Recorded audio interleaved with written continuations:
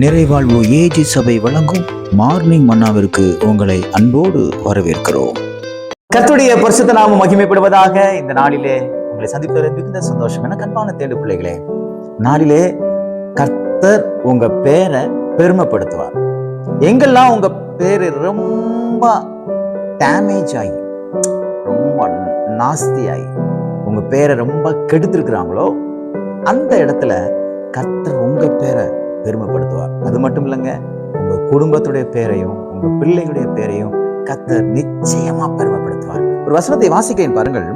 2 ராஜாக்களின் புத்தகம் 23ஆம் அதிகாரம் 25வது வசனத்தினுடைய கடைசி பகுதி இப்படியாக சொல்லுகிறது: அவனை போல ஒத்த ராஜா அவனுக்கு முன் இருந்ததும் இல்லை, அவனுக்கு பின் எழும்பினதும் இல்லை. யாரை பற்றி சொல்லப்பட்டிருக்கிறது? யோசியா ராஜாவை பற்றி சொல்லப்பட்டிருக்கிறது. யோசியா ராஜா கர்த்தரிடத்துல முழு இருதயத்தோட திரும்புறான், முழு மனதோடு திரும்புகிறான். எல்லாவற்றிலும் தேவன் விரும்புகிறது போல மாறுகிறான். எல்லா விக்கிரகங்களையும் சுட்டரிக்கிறான். தேவன் அருவருக்கக்கூடிய எதையுமே தேசத்துல வைக்காம எல்லாவற்றையும் அழித்து போடுகிறான். உடனே கர்த்தருக்கு அது ரொம்ப பிடிச்சிருச்சு. நம்ம என்னைக்கு தேவனுக்கு பிரியமா நம்ம எல்லா காரியத்தையும் நம்ம செய்ய முயற்சி பண்றோமோ அன்னைக்கு தேவன் என்ன செய்யற தெரியுமா? நம்முடைய பேரை பெருமைப்படுத்துறார்.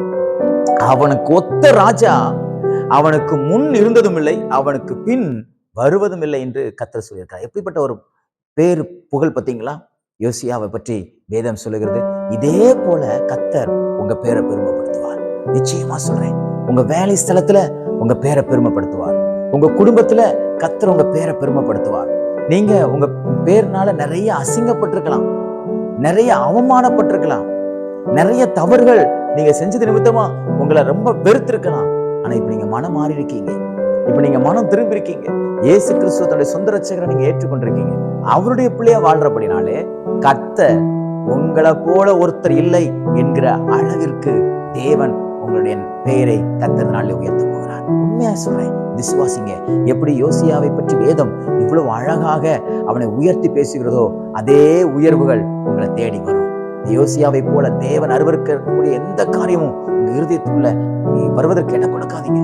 உங்க குடும்பத்துக்குள்ள வருவதற்கு இடம் கொடுக்காதீங்க. உங்க வேலையில வருவதற்கு இடம் கொடுக்காதீங்க.